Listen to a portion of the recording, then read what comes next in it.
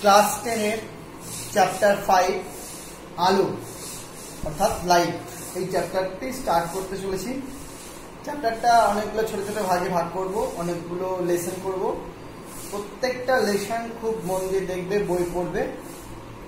আশা করি ক্লাসে যতটা ভালো করে বোঝানো যায়, হিউরিস্টিক প্রসেসে তোমাদের সাথে কথা বলে রিপ্লাই নিয়ে, প্রত্যেকটা জিনিস বোঝানোর সাথে সাথে রিপ্লাই নিয়ে যতটা সুন্দর করে বোঝানো যায়, ভিডিওর মাধ্যমে ততটা সুন্দর না হলেও আমি চেষ্টা করব যতটা ভালো করা যায়। মনে করে নেব তোমরা বুঝতে পারছো। বুঝতে না পারলে অবশ্যই কমেন্টে বলার জায়গা থাকবে, আমাকে বলবে। প্রয়োজন পড়লে আমি কোনো টপিক বুঝতে না পারলে ডবল পড়াবো, কোনো সমস্যা হবে না। তো যাই হোক, লাইট নিয়ে আজকের চ্যাপ্টার শুরু হবে। লাইট বা আলো। আমাদের ক্লাস 10-এ এই চ্যাপ্টারে শুরুই হচ্ছে গোলীয় দর্পণের আলোর প্রতিফলন নিয়ে। তো মেনলি ক্লাস 10 হিসাবে স্টার্টিংটা এরকম, আমি পড়াচ্ছি আলো। ক্লাস 10 গোলীয় দর্পণে প্রতিফলন। ক্লাস 10-এ এরকম ভাবে চ্যাপ্টারটা স্টার্ট হলো এই জন্য, কারণ আমরা ক্লাস 7-এ হয় আর 8-এ প্রতিফলন প্রতিসরণ এইসব সম্বন্ধে পড়ে এসেছি অনেকটাই, এবং জানি প্রতিফলন প্রতিসরণ প্রতিবিম্ব এগুলো প্রায় জানি। প্রতিফলনের সূত্র, প্রতিসরণের সূত্র এইসব আমরা জানি। তবে তাও আমি একটা হালকা করে রিক্যাপ করে দিচ্ছি যতটুকু প্রয়োজন, দিয়ে আমি এই গোলীয় দর্পণে ঢুকছি। গোলীয় দর্পণের আগে আমাদের জানা উচিত দর্পণ কি জিনিস, দর্পণ সমতল দর্পণ কি জিনিস। তো এই যে আমরা যে আয়নাগুলো দেখি সাধারণত, যে মানে মুখ যে আয়নাতে দেখি বাড়িতে, সেগুলো হলো সাধারণ দর্পণ, সমতল দর্পণ। আর গোলীয় দর্পণ বলতে বিভিন্ন সায়েন্স সিটিতে যাও, বিভিন্ন সায়েন্স যেখানে মডেল থাকে সেখানে অনেক গোলীয় দর্পণ দেখা যায়। তাছাড়া গাড়ির যে হেডলাইট, সেই হেডলাইটটা কিন্তু গোলীয় দর্পণ থাকবে। ওকে, তো গোলীয় দর্পণ দু রকমের হয়, উত্তল অবতল। কি জিনিস আস্তে আস্তে পড়বো। গাড়ির মধ্যে যেটা থাকে সেটা উত্তল দর্পণ। তো সেটা দর্পণে ঢোকার আগে এখানে মেন কেস, মানে মেন যে গল্প এইসব দর্পণ টর্পণ নিয়ে, মেন গল্পটা কিন্তু আলো। তো সবার আগে আলো কি জিনিস এটা কিন্তু তোমাদের খুব ভালো মতো বুঝতে হবে। তো আলো কি জিনিস? আলো কিছুই নয়, আলো এক ধরনের শক্তি যেটা আমাদের চোখে দৃষ্টির অনুভূতি জাগে, এরকম ভাবতে পারো। মানে আলো থাকলে তুমি দেখতে পাবে, আলো না থাকলে তুমি দেখতে পাবে না। এই ঘরটা এই যে আলোকিত হয়ে আছে, তুমি যে বোর্ডটা দেখতে পাচ্ছ, আমাকে দেখতে পাচ্ছ, সবকিছু দেখতে পাচ্ছ, তার কারণ কি? কারণ এই ঘরে আলো রয়েছে। সেই আলোর সোর্স কি? আলোর সোর্স হলো সূর্য আপাতত। তো সূর্যের আলোটা ঘরে ঢুকছে, ঘরের প্রতিটি দেওয়ালে সেই আলোটা প্রতিফলিত হচ্ছে, প্রতিফলিত হয়ে এই বোর্ডেও প্রতিফলিত হচ্ছে। সেই প্রতিফলনটা আমিও দেখতে পাচ্ছি, তোমরাও দেখতে পাচ্ছ। যদি বাই চান্স গোটা ঘরটাকে আমি লক করে দিই সব দিক দিয়ে, আলো, সূর্যের আলো ঢোকার যদি কোনো রকম জায়গা না রাখি, তাহলে কিন্তু ঘরটা অন্ধকার হয়ে যাবে। অন্ধকার মানে কিছু নয়, ঘরে আলো নেই, আলো না থাকলে তুমি সেটাকে দেখতে পাবে না। তাহলে আলো কি? আলো হলো এক ধরনের শক্তি যেটা আমাদের দেখতে সাহায্য করে। ওকে, তো এবার আলো মেন সোর্স যাই হোক না কেন, সাপোজ মেন সোর্স হতে পারে একটা রড, বাল্ব, সূর্য ইত্যাদি, কিন্তু আলো যে বস্তুটা থেকে প্রতিফলিত হচ্ছে সেটাও কিন্তু এখন একটা আলোর সোর্স বলতে পারি আমি। ফর এক্সাম্পল, আমি কিন্তু একটা আলোর সোর্স, যেটা তুমি দেখতে পেতে না। তোমার চোখে আমি আলো, কারণ আমার উপর সূর্যের আলো পড়ছে, সেটা প্রতিফলিত হচ্ছে, দিয়ে তোমার চোখে যাচ্ছে। দ্যাটস মিন আমার মধ্যে যে আলোটা এখন আমাকে আলোকিত করে নিয়েছে, আমি এখন আলোকিত বস্তু, সেখান থেকেও কিন্তু আবার আলো বেরাচ্ছে। সেই আলোটা তোমার চোখে যাচ্ছে বলেই তুমি আমাকে দেখতে পাচ্ছ। ফর এক্সাম্পল, আমি কিন্তু মানে কখনোই নিজেকে দেখতে পাবো না উইদাউট দর্পণ। কেন দেখতে পাবো না উইদাউট দর্পণ? কারণ আলো আমার বডি থেকে বা আমার চেহারা থেকে চারিদিকে বেরিয়ে যাচ্ছে। ওকে, কেমন করে বেরিয়ে যাচ্ছে? সাপোজ এটা যদি একটা সোর্স অফ লাইট হয়, এখান থেকে আলো কিন্তু চারিদিকে বেরিয়ে যাচ্ছে। আচ্ছা, আমার আঁকার সময় দেখো আমি কিন্তু স্ট্রেট লম্বা লম্বা দাগটা নিই, ঠিক আছে? কারণ আলো আমরা জানি সরলরেখায় চলে, সবাই জানি। আলোর গতিপথটা সরলরেখা, মানে যেদিকে যাচ্ছে সেটা স্ট্রেট সরলরেখা। ওকে, বাট আলোর যেটা মেনলি মুভমেন্ট, মানে যেভাবে ওর পার্টিকেলগুলো যায়, আলো যেভাবে যায় সেটা কিন্তু তরঙ্গের মতো, মানে এরকম। ওকে, তির্যক তরঙ্গের মতো। এটাও আমরা পড়বো পরে গিয়ে। হ্যাঁ, কিন্তু গতিপথটা যদি বলি কোন দিকে যাচ্ছে তাহলে বলবো সামনের দিকে। এই গতিপথ অনুযায়ী আমরা বলি আলো সরলরেখায় চলে, কিন্তু আলোর মানে অ্যাকচুয়ালি কি একটা ইলেকট্রোম্যাগনেটিক ওয়েভ, মানে তরঙ্গের আকারেও চলে। ওকে, তো যাই হোক, ইলেকট্রোম্যাগনেটিক ওয়েভ কি জিনিস সেটা বড় হলে বুঝবে। ওর মধ্যে ইলেকট্রিক ভেক্টর থাকে, ম্যাগনেটিক ভেক্টর থাকে, এগুলো নিয়ে মাথা ঘামিয়ে লাভ নেই। আপাতত মনে রাখবে ওয়েভ সমুদ্রের ঢেউ যেমন হয় আলোর চলনটাও তেমন হয়। ওকে, তো সে গেল আলোর চলন। তো ব্যাপারটা আমি যেটা বলতে চাইছিলাম যে এই বডি থেকে যে আলোটা বেরাচ্ছে, সাপোজ সেটা যদি আমি হই, আমার মুখ হই, মানে অন্য আলো পড়ার পর আমার মুখ থেকে যে আলোগুলো চারিদিকে বেরোচ্ছে সেটা চারিদিকে চলে যাচ্ছে, অর্থাৎ আমি কোনোভাবে কি এই আলোটা দেখতে পাবো? কখনোই নয়, দেখতে পাবো না। কিন্তু কোনোভাবে যদি আলোটা আবার আমার চোখেই ফিরে আসে, মানে আমার আলো আমার থেকে বেরিয়ে যদি আমার চোখে আবার ফিরে আসে, তাহলে আমি নিজেকে দেখতে পাবো, মানে আমার আলোটাকে দেখতে পাবো।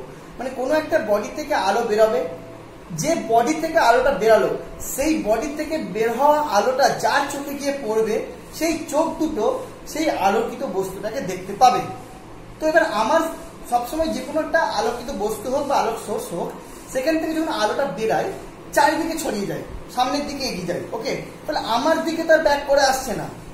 কিন্তু যদি আমি এই আলো যখন যাচ্ছে একটা কোনো মাধ্যমের মধ্যে দিয়ে, মাধ্যম মানে মিডিয়াম, ওকে, যেতে যেতে যখনই মিডিয়াম চেঞ্জ হয়, মানে মাধ্যম পরিবর্তিত হয়। মাধ্যম পরিবর্তিত হওয়া মানে কি?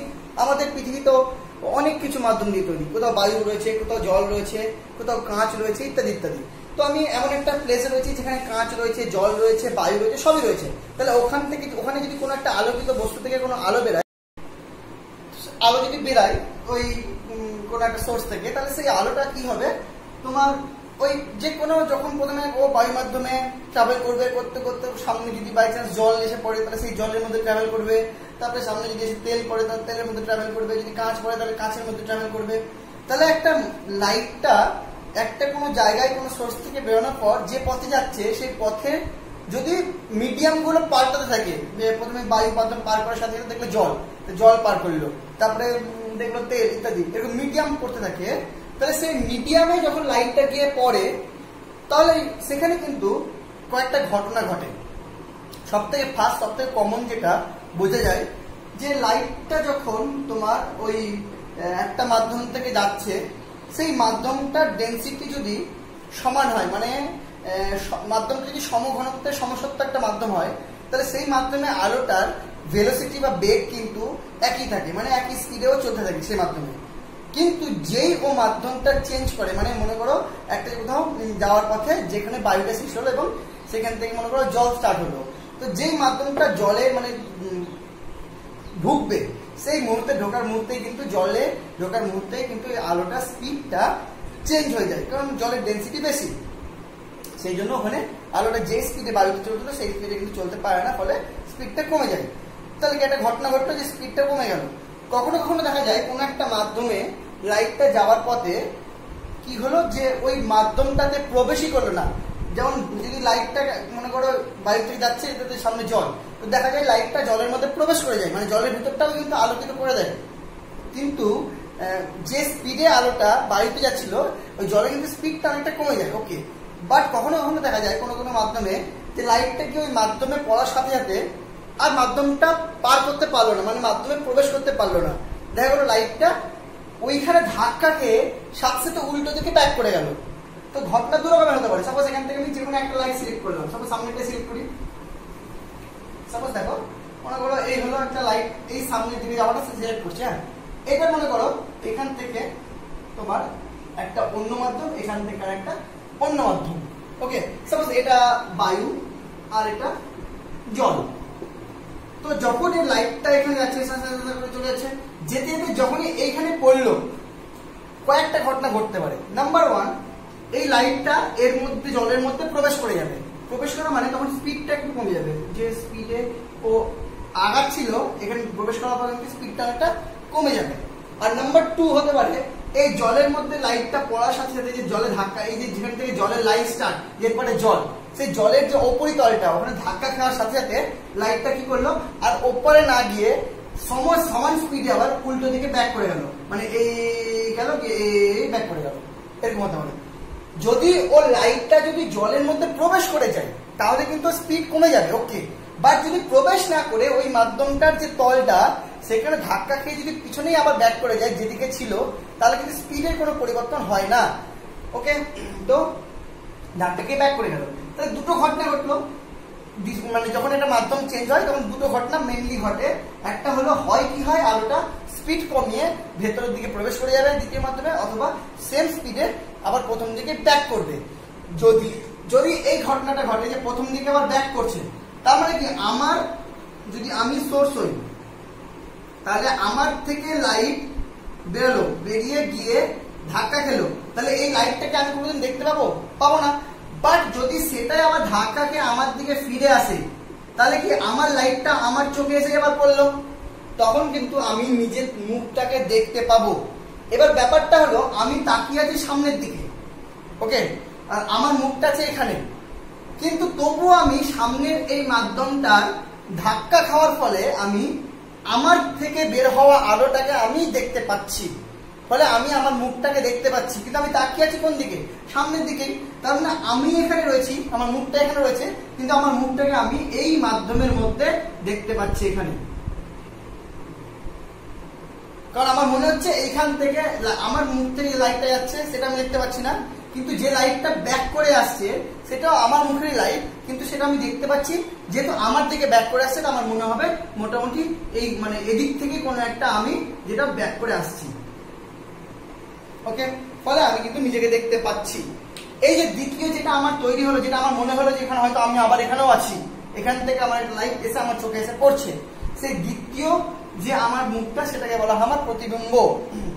তাহলে যখন আমি আমার নিজেকে আবার দেখতে পাবো, নিজের আলোটাকে আবার দেখতে পাবো, তখন আমি আমাকে আবার দেখতে পাবো, সেটা হলো আমার প্রতিবিম্ব। সেই প্রতিবিম্ব দু রকমের হয় আবার, সৎবিম্ব আর অসৎবিম্ব। সৎ কোনটা? যেটা অ্যাকচুয়ালি আমার দ্বিতীয় একটা প্রতিচ্ছবি তৈরি করবে, যেটাকে আমি ধরতে পারবো পর্দায়, কালেক্ট করতে পারবো, সেটা হলো সৎবিম্ব। আর একটা যেটা মনে হবে যে না ওইখান থেকে হয়তো আসছি আমি, কিন্তু আমি কোনোভাবে ওটাকে ক্যাচ করতে পারবো না বা পর্দায় ফেলতে পারবো না, সেটা হলো অসৎবিম্ব। এটা কিন্তু একটা অসৎবিম্ব। কেন?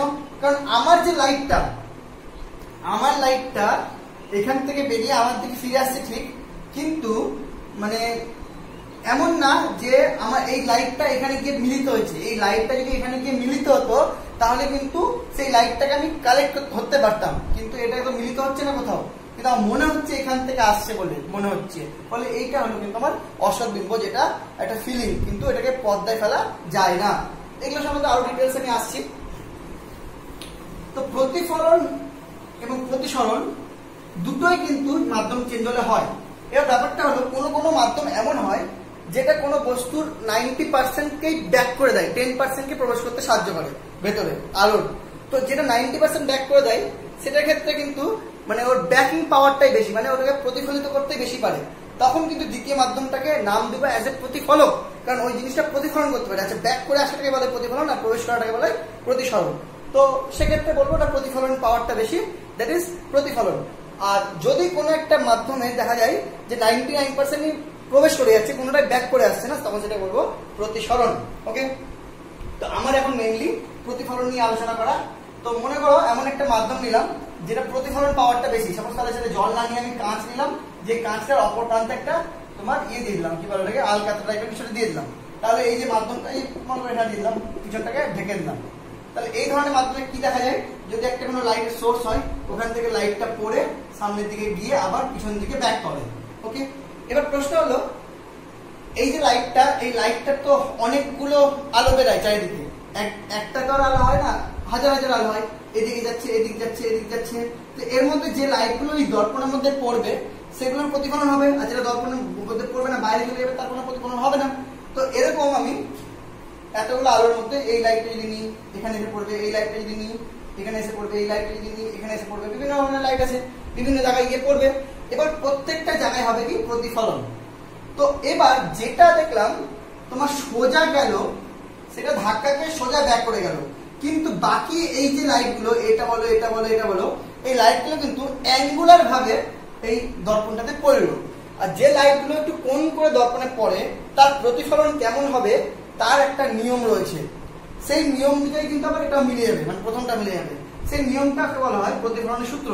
সূত্র দুটো হলো, 1 নম্বর বলছে যে, আগে 2 নম্বরটাই বলি। 2 নম্বরে বলছে আপাতন কোণ আর প্রতিফলন কোণ সমান হয়। তোমরা পড়েছো।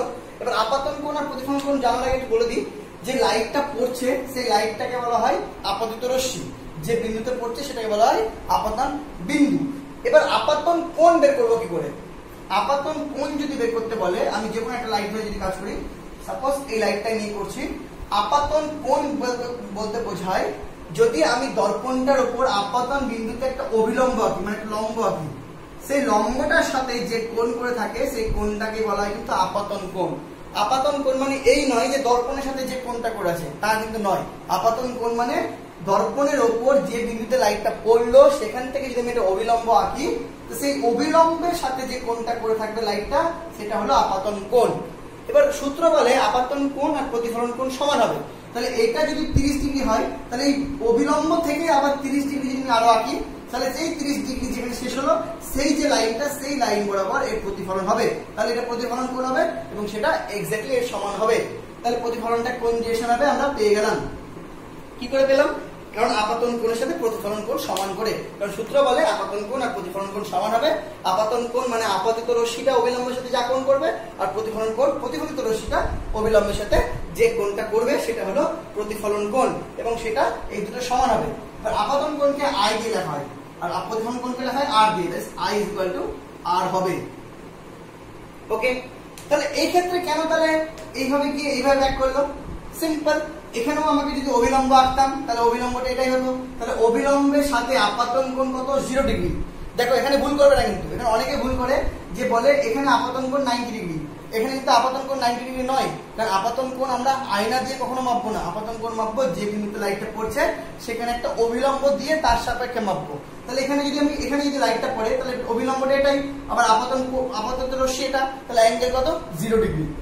এবার তার প্রতিফলিত কোণ কত হবে? 0 ডিগ্রি। তাহলে এই অবিলম্বের সাথে আবার 0 ডিগ্রি কোণটা এই বরাবরই, তাহলে যে লাইন বরাবর পড়বে সেই লাইন বরাবর ফিরে যাবে, কারণ এখানে আপাতন কোণ 0 ডিগ্রি, প্রতিফলন কোণ 0 ডিগ্রি। এখানে আপাতন কোণ সাপোজ 30, তো প্রতিফলন কোণ 30। তাহলে এইভাবে আলো প্রতিফলিত হয়। এবার যদি আরেকটা নিই কোণ লাইট, তাহলে সেম এখানে অবিলম্ব আঁকবো, এই কোণটার মাপ করে আবার এখানে প্রতিফলন হবে। তো যতগুলোই প্রতিফলন দেখি না কেন, প্রত্যেকটা প্রতিফলিত রশ্মি দেখছি আমি, এই যে প্রতিফলিত রশ্মি, এগুলো কি হচ্ছে আমার এই মাধ্যমেই আছে। দেখো এইটা হলো বায়ু মাধ্যম, কাঁচের ভেতরে কিন্তু কেউ ঢোকেনি, সব ধাক্কা খেয়ে আবার বায়ু মাধ্যমে ফিরে আসছে। ওকে, সো আমি যদি বলি যে এই যে সোর্সটা, এর প্রতিবিম্বটা কোথায় তৈরি হবে, তাহলে অবশ্যই কোথায় তৈরি হবে? যে লাইটগুলো ফিরছে তার সমস্ত লাইট এখানে যদি একটা বিন্দু থেকে তৈরি হওয়া লাইট থেকে লাইটের প্রতিফলন হয়, তাহলে ওখানেও কোনো একটা বিন্দু থেকে সেটা ফিরবে। সেটা বিন্দুটা কোনটা? আমি যদি এই সমস্ত প্রতিফলিত লাইটগুলোকে মিলাই পেছনের দিকে, তাহলে কিন্তু আমরা বিন্দুটা পেয়ে যাবো। দেখো এটাকে বাড়াতে থাকলাম, সাথে এটাকে বাড়াতে থাকলাম, সাথে এটাকে বাড়াতে থাকলাম, বিন্দু কিন্তু একটা হবে। তাহলে এই হলো সেই বিন্দুটা। তাহলে এই বিন্দুতে কিন্তু সব লাইটগুলো ফিরছে। এটা অ্যাকচুয়ালি একটু ঠিকঠাক হলো না, ঠিকঠাক মাপ করে রাখি, তাহলে এরকম হবে। যদি স্কেল দিয়ে একদম মাপি তাহলে এরকম পয়েন্টটা হবে, এরকম বিন্দুতে। মানে তাহলে এই বিন্দুটা হলো তার কি হলো? এই বিন্দুটা এটা হলো প্রতিবিম্ব, কারণ এই বিন্দু থেকে ফিরছে বলে লাইট যেগুলো প্রতিফলিত হচ্ছে সব ফিরছে বলে মনে হয়। তুমি যদি সমস্ত ধরনের অ্যাঙ্গুলার নাও, সব কিন্তু এই বিন্দু থেকে মিলিত হবে। এখানে দেখানো যায় যে এই ডিসটেন্সটা আর এই ডিসটেন্সটা সমান হয়, মানে বস্তুর মানে দর্পণ থেকে বস্তুর দূরত্ব আর দর্পণ থেকে প্রতিবিম্ব দূরত্ব কিন্তু সবসময় ইকুয়াল হয়। ওকে, তো এটাও কিন্তু আমরা ক্লাস 7-এ পড়েছিলাম। তো এখন যদি এগুলো এখন শুরু করি তাহলে কিন্তু ক্লাসটা 7-এর ক্লাসেই পরিণত হবে, 10-এর ক্লাসে ঢুকতে পারবো না। তাহলে যদি বাই চান্স তোমার এটার প্রমাণ লাগে, তোমার জানতে লাগে যে এখান থেকে বস্তু থেকে দর্পণ দূরত্ব, দর্পণ থেকে প্রতিবিম্ব দূরত্ব সমান হয় কিনা, তার প্রমাণ যদি লাগে তাহলে আমাকে কমেন্ট করবে, আমি আরেকটা ভিডিও করে সেটা বলে দেবো। আপাতত সেটা গেলাম না। মনে রাখবে সমতল দর্পণের ক্ষেত্রে আপাতন মানে এই বস্তু থেকে দর্পণ দূরত্ব, দর্পণ থেকে প্রতিবিম্ব দূরত্ব সমান হয়। ওকে, তো এই গেল দর্পণের ক্ষেত্রে। আচ্ছা, প্রতিফলনের আরেকটা সূত্র বলে যে এই যে সমস্ত লাইটগুলো রয়েছে, আপতিত রশ্মি, প্রতিফলিত রশ্মি, অবিলম্ব, এই সব কিন্তু একই সমতলে থাকবে। এই একই সমতলটা কোনটা, এখানে কিন্তু সমতলটা বোর্ডটা, মানে লাইটটা যদি এই আয়নাটা নয়, কিন্তু এখানে কিন্তু অনেক ভুল করে, আয়নাটা কিন্তু সমতল নয়, সমতলটা হলো বোর্ডটা। কারণ ব্যাপারটা এরকম যে এটা যদি আয়না হয়, লাইটটা যদি এইভাবে পড়ে তাহলে লাইটটা এইভাবে যাবে, এইভাবে বা এইভাবে যাবে না, মানে এই যে হাওয়াতে যে তলটা রয়েছে সেই তলটা কিন্তু সমতল হবে। এখানে ছবিতে দর্পণটা রয়েছে এইভাবে, তাহলে এখানে কিন্তু সব বিন্দুগুলোতে পড়ছে, এখানে কিন্তু এই সমতলটা কোনো কাজের না, কিন্তু লাইটগুলো যে যাওয়া আসা করছে তারা যে সমতলটা ক্যারি করবে সেটা হলো বোর্ডের তলটা। ওকে, তো যাই হোক, এই হলো প্রতিফলন সূত্রগুলো।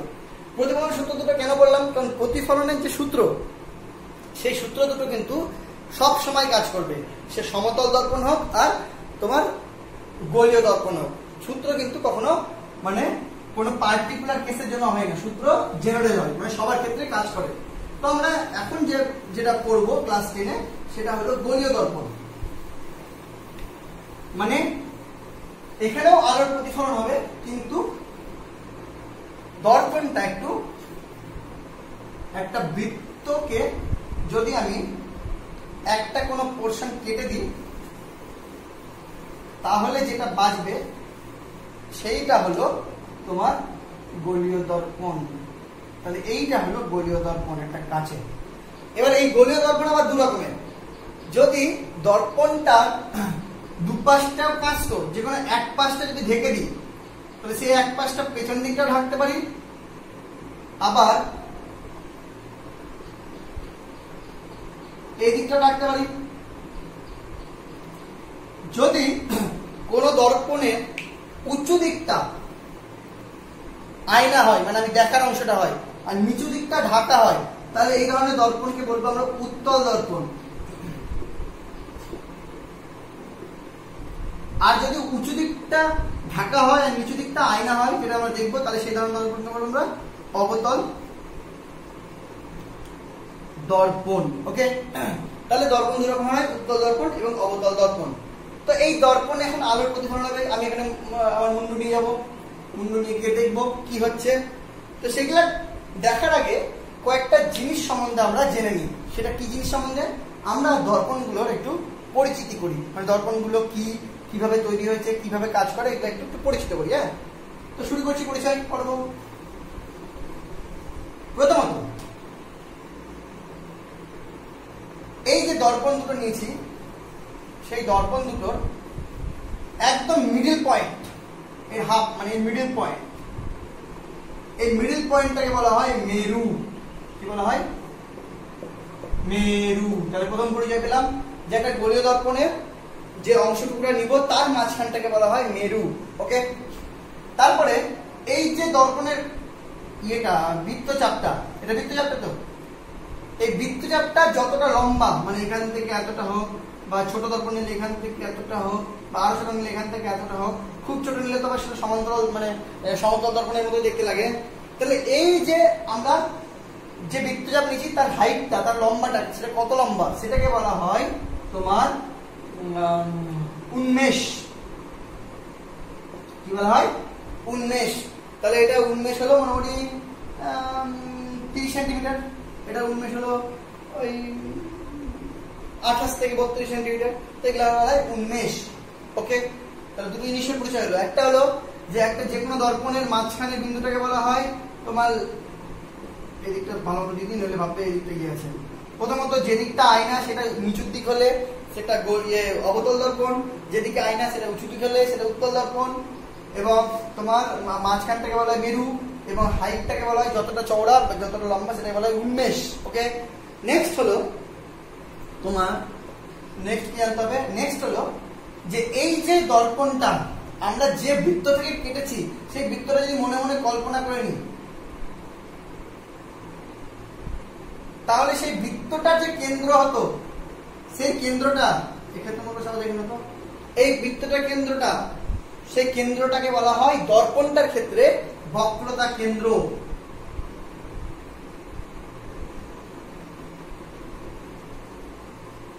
ওকে, তাহলে এটা কি বক্রতা কেন্দ্র। কি হয় এটা? এরকম এরকম বক্রতা কেন্দ্র। ওকে, তাহলে হয়ে গেল বক্রতা কেন্দ্র। এরপর বক্রতা কেন্দ্র আর মেরু এই দুটোকে যদি যোগ করে দিই, বক্রতা কেন্দ্র আর মেরু এই দুটো যদি যোগ করে দিই, যে দুপাশে যদি একটু বাড়িয়ে দিই, তাহলে যে লাইনটা তৈরি হচ্ছে সেই লাইনটাকে বলা হয় প্রধান অক্ষ। কি বলা হয়? প্রধান অক্ষ। ওকে, আর শুধুমাত্র এই বক্রতা কেন্দ্র থেকে এই মেরু পর্যন্ত এই দূরত্বটাকে, বা বক্রতা কেন্দ্র থেকে এই গোলীয় দর্পণের যে পরিধিটা, সেই পরিধির যে কোনো ইয়ে পর্যন্ত, ডিস্টেন্স পর্যন্ত যায়নি না কেন, এগুলোকে বলা হয়, এখান থেকে এতটা, এগুলোকে বলা হয় কি, সবাই জানো, ব্যাসার্ধ। বৃত্তটা কি, এগুলো বৃত্তের কেন্দ্র থেকে ব্যাসার্ধ, কিন্তু এটা খালি যেহেতু মানে একটা দর্পণ হিসাবে নিচ্ছি, সেই জন্য এটাকে ব্যাসার্ধ বলবো না, এটাকে বলবো বক্রতা ব্যাসার্ধ। বক্রতা ব্যাসার্ধ। তাহলে এটা এখান থেকে এতটা কি, বক্রতা ব্যাসার্ধ।